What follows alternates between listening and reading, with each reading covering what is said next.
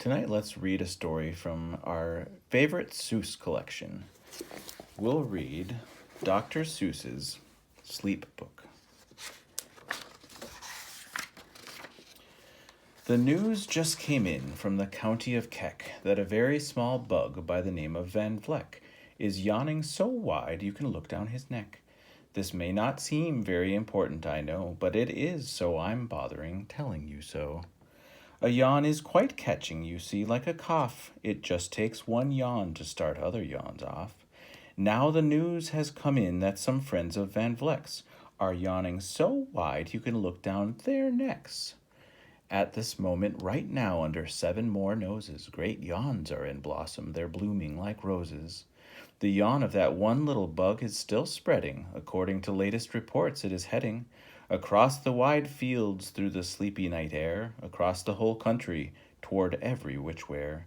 And people are gradually starting to say, I feel rather drowsy. I've had quite a day. Creatures are starting to think about rest. 2 biffer-bomb birds are now building their nest. They do it each night, and quite often I wonder how they do this big job without making a blunder. But that is their problem, not yours and not mine. The point is they're going to bed, and that's fine.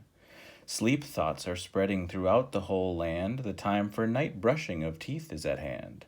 Up at Herkheimer Falls, where the great river rushes and crashes down crags in great gargling gushes, the Herkheimer sisters are using their brushes. Those falls are just grand for toothbrushing beneath, if you happen to be up that way with your teeth.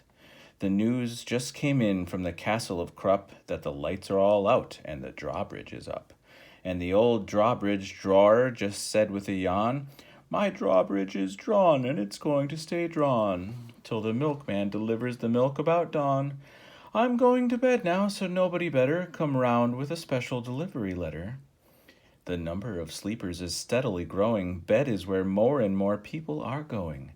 In Culpeper Springs, in the Stiltwalkers' Hall, the Stiltwalkers' stilts are all stacked on the wall. The Stiltwalker walkers have called it a day. They're all tuckered out and they're snoozing away. This is very big news. It's important to know, and that's why I'm bothering telling you so. Way out in the west, in the town of Merced, the Hinklehorn Honking Club just went to bed. Every horn has been quietly hung on a hook for the night in its own private Hinklehorn nook. All this long, happy day they've been honking about, and the Hinklehorn honkers have honked themselves out. But they'll wake up quite fresh in the morning, and then they'll start right in Hinklehorn honking again. Everywhere creatures are falling asleep. The collapsible frink just collapsed in a heap. And by adding the frink to the others before, I am able to give you the Who's Asleep score. Right now, 40,404 creatures are happily deeply in slumber. I think you'll agree that's a whopping fine number. Counting up sleepers, just how do we do it? Really quite simple, there's nothing much to it.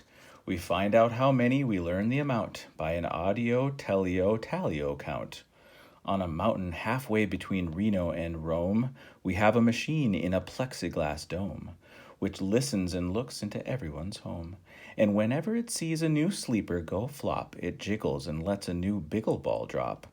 Our chap counts these balls as they plop in a cup, and that's how we know who is down and who's up. Do you talk in your sleep? It's a wonderful sport, and I have some news of this sport to report. The world champion sleep talkers, Joe and Mo Redzoff, have just gone to sleep, and they're talking their heads off. For 55 years now, each chattering brother has babbled and gabbled all night to the other. They've talked about laws, and they've talked about gauze, and they've talked about paws, and they've talked about flaws. They've talked quite a lot about old Santa Claus. And the reason I'm telling you this is because you should take up the sport. It's just fine for the jaws. Do you walk in your sleep? I just had a report of some interesting news of this popular sport. Near Finnegan Fen, there's a sleepwalking group which not only walks, but it walks a la hoop. Every night they go miles. Why they walk to such length? They have to keep eating to keep up their strength. So every so often one puts down his hoop, stops hooping, and does some quick snooping for soup. That's why they are known as the Hoop Soup Snoop Group. Sleepwalking, too, are the curious crandles who sleepwalk on hills with assorted-sized candles. The crandles walk nightly in slumbering peace, in spite of slight burns from the hot-dripping grease. The crandles wear candles because they walk far, and if they wake up, want to see where they are. Now the news has arrived from the Valley of Vale that a Chippendale mupp has just bitten his tail, which he does every night before shutting his eyes. Such nipping sounds silly, but really, it's wise.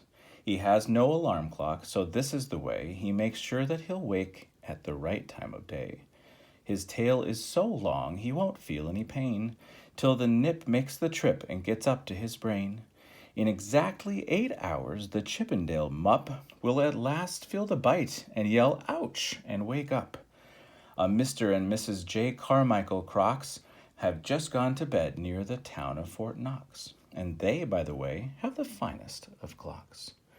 I'm not at all sure that I quite understand just how the thing works with that one extra hand, but I do know this clock does one very slick trick.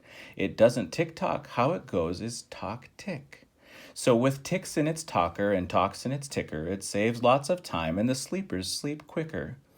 What a fine night for sleeping. From all that I hear, it's the best night for sleeping in many a year. They're even asleep in the Zwieback Motel, and people don't usually sleep there too well. The beds are like rocks, and as everyone knows, the sheets are too short. They won't cover your toes. So if people are actually sleeping in there, it's a great night for sleeping. It must be the air. It's a great night for snores. I just had a report of some boys who are tops in this musical sport.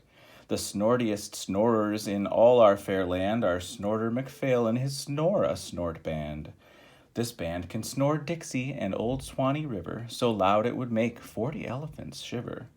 The loudest of all boys is McPhail. He snores with his head in a 3-gallon pail.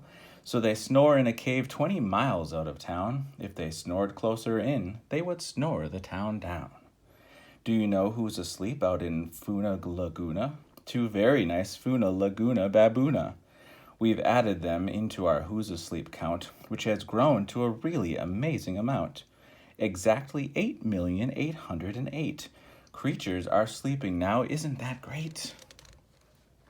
A Jed is in bed, and the bed of a Jed is the softest of beds in the world, it is said. He makes it from pom-poms he grows on his head, and he's sleeping right now on the softest of fluff, completely exhausted from growing the stuff. The news has come in from the district of Doft that 2 oft are asleep and they're sleeping aloft. And how are they able to sleep off the ground? I'll tell you, I weighed one last week and I found that an oft is so light he weighs -1 pound. A moose is asleep, he is dreaming of moose drinks. A goose is asleep, he is dreaming of goose drinks. That's well and good when a moose dreams of moose juice, and nothing goes wrong when a goose dreams of goose juice. But isn't it too good when a moose and a goose start dreaming they're drinking the other one's juice? Moose juice, not goose juice, is juice for a moose, and goose juice, not moose juice, is juice for a goose.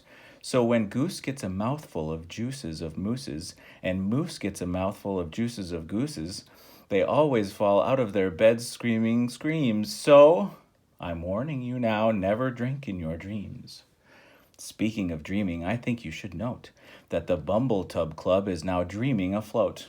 Every night they go dreaming down Bumbletub Creek, except for one night every 3rd or 4th week, when they stop for repairs 'cause their Bumbletubs leak. But tonight they're afloat, full of dreams, full of bliss, and that's why I'm bothering telling you this. At the fork of a road in the Vale of Avode, 5-foot-weary salesmen have laid down their load. All day they've raced round in the heat, at top speeds, unsuccessfully trying to sell drseusss seeds, which nobody wants, because nobody needs. Tomorrow will come, they'll go back to their chore, they'll start on the road drseusssing once more. But tonight they've forgotten their feet are so sore, and that's what the wonderful nighttime is for. Everywhere creatures have shut off their voices. They've all gone to bed in the beds of their choices. They're sleeping in bushes, they're sleeping in crannies, some on their stomachs and some on their fannies. They're peacefully sleeping in comfortable holes, some even on soft-tufted barber shop poles. The number of sleepers is now past the millions. The number of sleepers is now in the billions. They're sleeping on steps and on strings and on floors, in mailboxes, ships, and the keyholes of doors. Every worm on a fishhook is safe for the night. Every fish in the sea is too sleepy to bite. Every whale in the ocean has turned off his spout. Every light between here and far foodle is out. And now, adding things up, we are way beyond billions. Our Who's Asleep score is now up in the zillions. 99 zillion, 9 trillion and 2 creatures are sleeping. So how about you? When you put out your light, then the number will be 99 zillion, 9 trillion and 3. Good night.